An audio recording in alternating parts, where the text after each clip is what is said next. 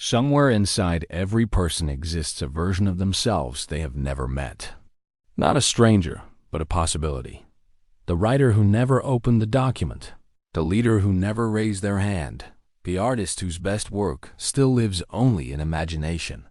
This version is not absent because it doesn't exist.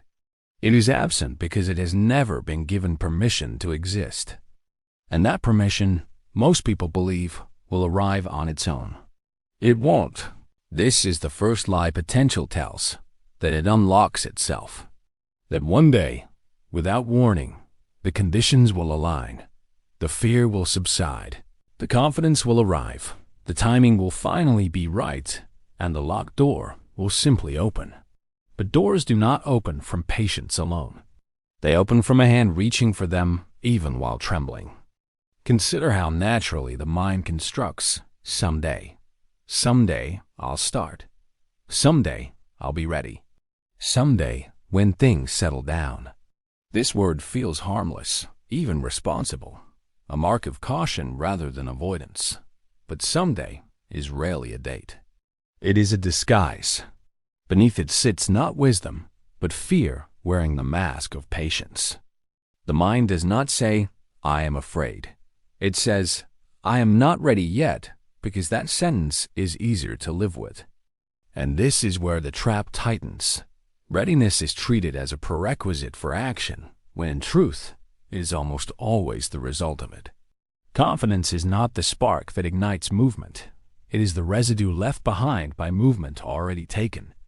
The person who waits to feel capable before beginning will wait indefinitely, because capability is not discovered in stillness. It is built, rep by rep, attempt by attempt, in the very arena the waiting was meant to avoid. This reveals a quiet but critical distinction, the difference between potential and identity. Potential is what a person could become. Identity is who they actually behave as day after day, in the small, unglamorous choices no one is watching. A person can hold extraordinary potential and still live an entirely ordinary life. Not because the potential was false, but because it was never translated into action. Potential is a promise. Identity is the only currency that pays it out. And here lies the part few are willing to face. Inaction is not neutral. It is not simply nothing happening. It is a decision, repeated daily, to leave the vault sealed. Each day deferred is not a blank page. It is another layer added to the lock. Another inch of distance between the person someone is and the person they were capable of becoming. Stagnation feels safe because it is silent.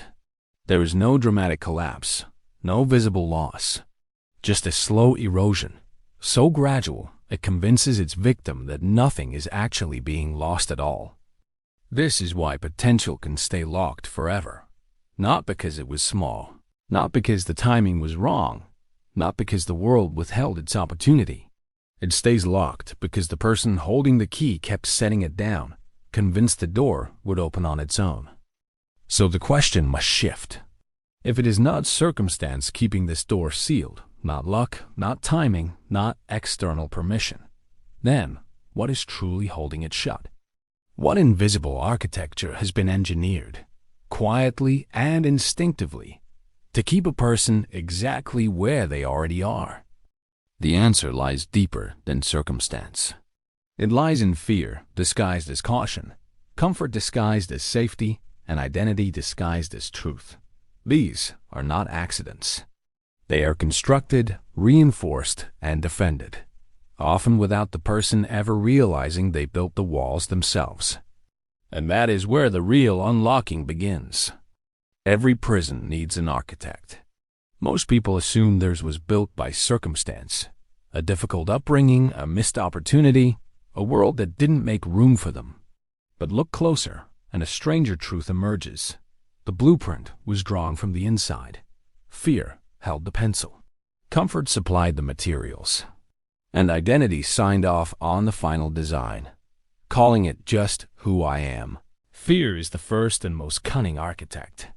Not fear in its obvious form, the fear that makes hands shake before a stage, but fear in its quieter disguises. Fear of failure is easy to name. Fear of success is not. Yet it operates with equal force, whispering that visibility invites scrutiny, that achievement invites expectation, that rising higher only means there's further to fall. So the mind negotiates a quiet compromise. Stay small enough to stay safe. This is not cowardice. It is a survival mechanism, mistakenly applied to a life that requires growth, not protection. Then comes comfort, the cage with no visible bars. A cage doesn't need bars if the person inside has convinced themselves the door was never locked. Comfort feels like peace, but it is often just familiarity wearing peace as a costume. The mind prefers the predictable ache of an unchanged life over the unknown terrain or the transformed one, even when the unchanged life is the very thing draining it. This is why so many people can articulate exactly what they want and still wake up, year after year, choosing the identical day. Which leads to the deepest architect of all, self-image. This is the one few ever question, because it doesn't feel like a limitation. It feels like truth. I'm not a confident person. I'm not someone who finishes things. I'm not built for that level. These statements are not observations. They are instructions issued quietly to the subconscious, which then works tirelessly to keep behavior consistent with belief, even sabotaging real opportunities just to preserve a familiar sense of self. The mind does not protect what is true. It protects what is known. And unfortunately, known and true are rarely the same thing. Here is the shift that changes everything. Potential is not unlocked by discovering some hidden secret, some missing piece of information, some perfect moment of clarity. It is unlocked by decision, repeated, deliberate, uncomfortable decision, made in direct defiance of fear, comfort, and outdated identity. Not once, continuously, because the lock was never a single mechanism. It was layered day by day, and it must be dismantled the same way. This means discomfort must be reinterpreted. For most of life, discomfort has been treated as a signal to retreat, a red flag warning of danger. But in the pursuit of potential, discomfort means something entirely different. It is not the sound of something going wrong. It is the sound of an old identity being outgrown. The tightness before a difficult conversation, the uncertainty before a bold decision, the vulnerability before showing unfinished work, these are not signs to stop. They are evidence that growth is actively occurring in real time beneath the surface. The lock, then, was never external. It was self-made, assembled from inherited fears, comfortable routines, and a self-image that was mistaken for permanent. And if it was self-made, one truth becomes unavoidable. It can be self-unmade. The same hands that built the walls are the only hands capable of taking them down. So the potential waiting inside you has not vanished. It has not expired. It is exactly where it has always been, patient, intact, and undiminished by how long it's been ignored. The only unanswered question is not whether it exists.